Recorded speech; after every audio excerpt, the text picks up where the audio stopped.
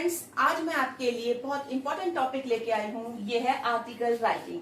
Friends, article writing लिखने के लिए हमें सबसे पहले ये जानना जरूरी है कि हमें कौन सी चीजें ध्यान में रखनी चाहिए आर्टिकल राइटिंग लिखते समय। तो सबसे पहले मैं इसके इंपॉर्टेंट पॉइंट्स आपको समझा दूं। First one is title.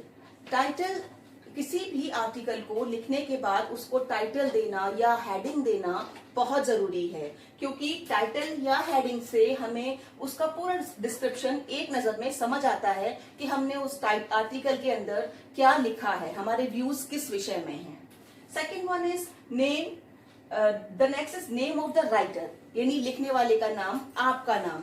This should be written just below the title. Title के बाद अगला जो हेडिंग होता है वो होता है name of the writer. Next is context. Context means the main body of article.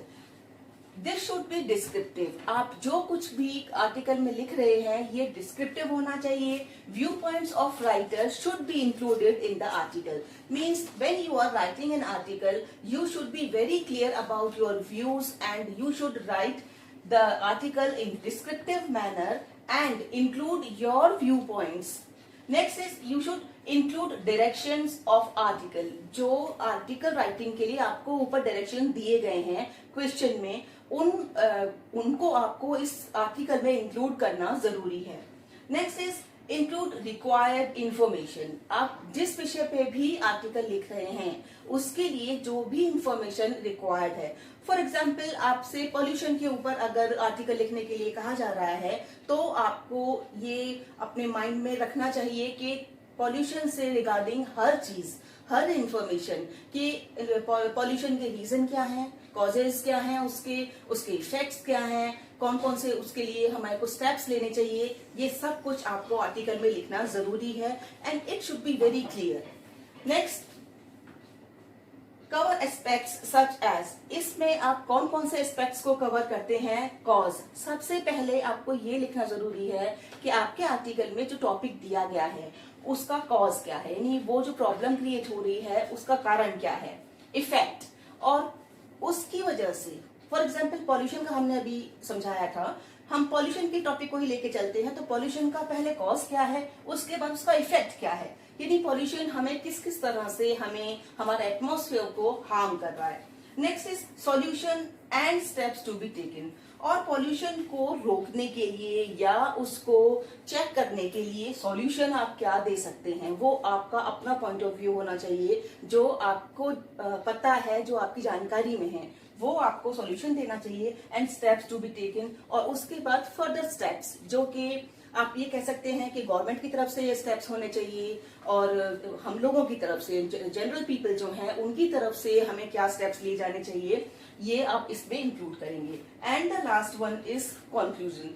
Conclusion is must to be given, क्योंकि अगर कंक्लूजन नहीं दिया जाता है तो ऐसा लगता है कि जैसे आर्टिकल इनकम्प्लीट है। तो उसको एक कॉम्प्लीमेंट देने के लिए, उसको एक कंप्लीट होने की फीलिंग देने के लिए लास्ट में कंक्लूजन लिखना जरूरी है। और ये पूरे की पूरे आर्टिकल का एक उस पूरे आर्टिकल को कवर करने वाला एक व्यू होना चाहिए। एक छोटा सा इस तरह का आपका डिसीजन होना चाहिए, या आप लास्ट में कंक्लूजन में वो लिखते हैं जो पूरा की पूरा आपने अपने आर्टिकल में शो किया है। तो आइए मैं आपको आर्टिकल राइटिंग का एक एग्जाम्पल देती हूँ। तो फ्रेंड्स, जैसा कि आप देख सकते हैं, मैं आपको अब फॉर्मेट ऑफ आर्टिकल समझा रही हूँ। यहाँ हमारा क्वेश्चन है, यू आर आशिमा या Ankit of class 10th, the head of the innovative science club. Write an article in about 100 to 150 words on the topic recycle your trash. You can use the following inputs. ये वो inputs हैं, वो informations हैं जो आपको given है और आपको इन्हीं पॉइंट्स को लेकर अपना आर्टिकल लिखना होता है। First point is don't trash, second save planet, third recycle electronics. ये आपको पॉइंट्स गिवन हैं। इसी के अकॉर्डिंग अब हम मेन फॉर्मेट पे आते हैं। सबसे पहले टाइटल या हेडिंग, जैसा कि मैंने आपको अभी ऊपर समझाया था। सबसे पहले हमने टाइटल दिया रिसाइकिल योर ट्रैश, और उसके बाद नेक्स्ट आपको पॉइंट बताया था नेम ऑफ द राइटर। यहाँ आपका नाम आएगा तो बाय आशिमा। इसके बाद मेन फॉर्मेट शुरू होता है, यानी मेन बॉडी शुरू होती है। तो सबसे पहले आप देख सकते हैं इंट्रोडक्टरी पैराग्राफ। अब इसमें हमने केवल इंट्रोडक्शन देना है कि हम जिस चीज़ के बारे में बात कर रहे हैं वो टॉपिक क्या है और वो क्यों है और उसके इफ़ेक्ट्स क्या हैं। सेकंड में हम दे रहे हैं मिडिल या इंफॉर्मेटिव पैराग्राफ। इंफॉर्मेटिव पैराग्राफ जो मिडिल पैराग्राफ होता है उसमें हमें उस टॉपिक के बारे में अपने व्यूज़ देने होते हैं। ये थोड़ा सा इंफॉर्मेटिव होना चाहिए। आपको इसमें हर तरह की इन्फॉर्मेशन देनी होती है कि क्या कारण है, उसके इफ़ेक्ट्स क्या हैं, उनका सॉल्यूशन क्या है, या आपके हिसाब से जनता को या गवर्नमेंट को किस तरह के स्टेप्स लेने चाहिए इस प्रॉब्लम को दूर करने के लिए। और लास्ट में कंक्लूडिंग पैराग्राफ, ये कंक्लूज़न वाला पैराग्राफ है जिसमें आपने अपने व्यूज़ को सॉर्ट आउट करके बिल्कुल लास्ट में अपना आर्टिकल ख़त्म करना है कि आपने इस बारे में बात की है और आप ये उम्मीद करते हैं कि आपके इस आर्टिकल से जनता को जागरूकता मिलेगी, वो थोड़ा सा अवेयर होंगे इस प्रॉब्लम से और गवर्नमेंट भी आपकी सजेशंस को समझेगी।